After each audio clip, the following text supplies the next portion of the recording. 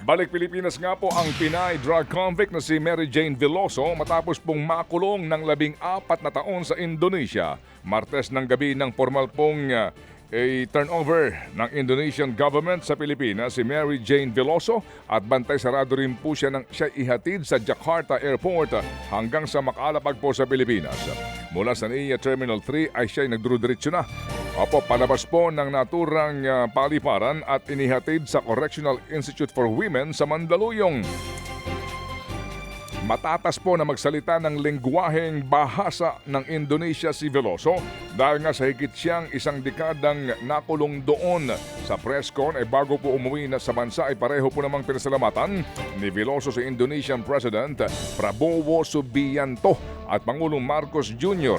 Nanawagan din siya kay Marcos Jr. na bigyan siya ng clemency dahil nanindigan siyang wala siyang kasalanan. Naging emosyonal naman ng pamilya ni Mary Jane Veloso nang magkita-kita ulit sila matapos makauwi ang Pinay mula po sa Indonesia. Natupad ang matagal nang inaasam ng family reunion ng pamilya Veloso sa Correctional Institution for Women sa Mandaluyong. Patakbong sinalubong ng mga kapatid, magulang at mga anak niya si Mary Jane. Bago po yan, magdamag ding inabangan ng pamilya Veloso si Mary Jane sa airport pero hindi sila pinayagang magkita. Sumama naman ang loob ng kanyang ama pero masaya pa rin daw sila na nakauwi na sa wakas ang kanilang anak. Ligtas na sa parusang bitay si Mary Jane pero hindi pa siya malaya dahil sa kasong drug trafficking sa Indonesia. Makakalaya lamang siya kapag binigyan na siya ng clemency ng Pangulong Bongbong Marcos Jr. Sa ilang pang balita, ipinagpalipan po muna ng Palasyo ng Malacanang ang nakatakdang pirmahan nga sana para po sa pambansang budget sa susunod na taon. Sa Biyernes po, bukas dapat nga daw po lalagdaan na ni Pangulong Marcos Jr. ang higit sa 6 na trilyong pisong pondo sa 2025. Pero ayon kay Executive Secretary Lucas Bersamin, hindi muna ito itutuloy para mapag-aralan daw huna ng husto ang naturang panukala. Mismong si Marcos Jr. daw mismo ang nangunguna sa assessment katuwang ang mga pinuno ng ilang pang ahensya.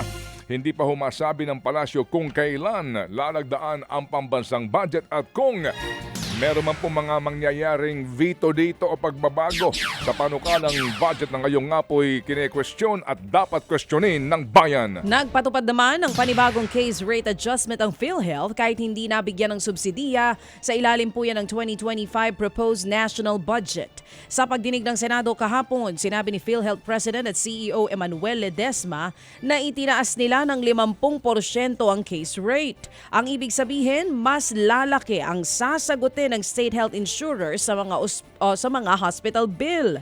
Dinipensahan din ang ahensyang pagkakaroon daw ng reserve fund na alinsunod naman sa Universal Healthcare Law. Pero ang gate ng mga senador, bakit hindi ito ginagamit para mas marami ang makinabang?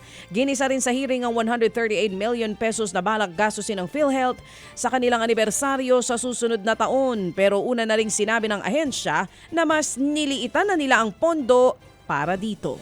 At yung mga kapatid, meron po mga umuulan ng pangako itong si Ledesma sa mga benepisyo po ng mga miyembro ng PhilHealth. Pero mamaya, lilinawin po natin na ito po ay hindi mangyayari sa lahat po ng mga nagpapa-ospital na naandoon po sa private room.